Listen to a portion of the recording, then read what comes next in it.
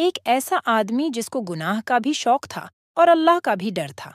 ایک ایسا آدمی حضرت ابراہیم بن ادھم کے پاس آیا اور ان سے کہنے لگا، حضرت گناہ کا مرتکب ہوں، چھوڑا نہیں جا سکتا اور ڈر لگتا ہے اللہ کا عذاب ہوگا۔ کوئی ایسا طریقہ بتائیں، گناہ بھی کرو اور اللہ کے عذاب سے بھی بچ جاؤں۔ اللہ والے بڑے عقل مند ہوتے ہیں، وہ دھکے نہیں دیتے، بڑے پیار سے سمجھاتے ہیں۔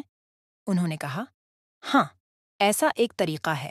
وہ سن کر خوش ہو گیا اور کہنے لگا، جی بتائیں، ایسا کون سا طریقہ ہے جس سے میں گناہ بھی کروں اور عذاب سے بھی بچ جاؤں اور سزا سے بھی بچا رہوں؟ پہلی تجویز یہ ہے کہ اگر گناہ کرنا ہے تو اللہ کی نگاہ سے اوجھل ہو کر کرو۔ اب وہ سوچنے لگا کہ حضرت یہ کیسے ہو سکتا ہے کہ میں اللہ کی نگاہ سے اوجھل ہو کر گناہ کروں؟ یہ تو ممکن ہی نہیں۔ حضرت نے فرمایا، پھر دوسری تجویز بتا دیتا ہوں، وہ یہ کہ تم رزق کھانا چھوڑ دو اور پھر اللہ سے کہنا، میں نہ تمہارا رزق کھاتا تھا نہ میں تمہاری بات مانتا تھا۔ پھر اس نے کہا، حضرت اگر میں کھانا چھوڑ دوں گا تو پھر زندہ کیسے رہوں گا؟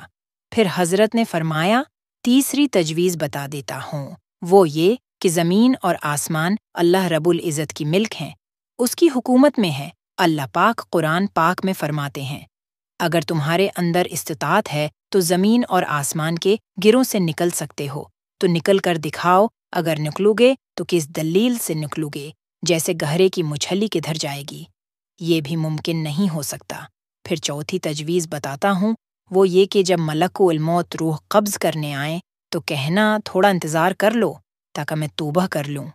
اس نے کہا، حضرت وہاں تو انتظار کا تصور ہی نہیں ہو سکتا، کیونکہ جب موت آتی ہے تو نہ ایک لمحہ آگے ہوتی ہے اور نہ ایک لمحہ پیچھے۔ پانچویں تجویز بتاتا ہوں، وہ یہ کہ جب تمہیں قبر میں دفن کر دیا جائے تو اس وقت جب منکر نکیر سوال پوچھنے آئے تو کہہ دینا، لوگ تو لکھ کر لگا دیتے ہیں تو تم بھی کہہ دینا کہ بغیر اجازت کیوں آئے ہو۔ اس نے کہا، حضرت میں ان کو کیسے منع کر سکتا ہوں؟ چھٹی تجویز فرمانے لگے، اچھا بھی ایک اور طریقہ بتاتا ہوں، اور یہ کہ جب قیامت کے دن تمہارے برے عملوں کو کھولا جائے گا تو پروردگار عالم اپنے فرشتوں کو حکم دیں گے کہ اس کو گھسیٹ کر جہنم میں ڈال دو۔ تم ضد کر کے کھڑے ہو جانا اور کہنا، میں تو نہیں جاتا۔ تو اس نے کہا، حضرت میری کیا حیثیت کہ میں فرشتوں کے سامنے ضد کر کے کھڑا ہو جاؤں؟ میری تو کوئی حیثیت ہی نہیں۔ اب لوہا گرم تھا، چوٹ لگانے کا وقت تھا۔ حضرت نے فرمایا کہ اے بھائی، جب تیری کوئی حیثیت نہیں تو اتنے بڑے پروردگار کی نافرمانی کیوں کرتا ہے؟ اور کہنے لگا، حضرت آج سے میں گناہوں سے توبہ کرتا ہوں اور وعدہ کرتا ہوں کہ اپنے اللہ کی نافرمانی نہیں کروں گا۔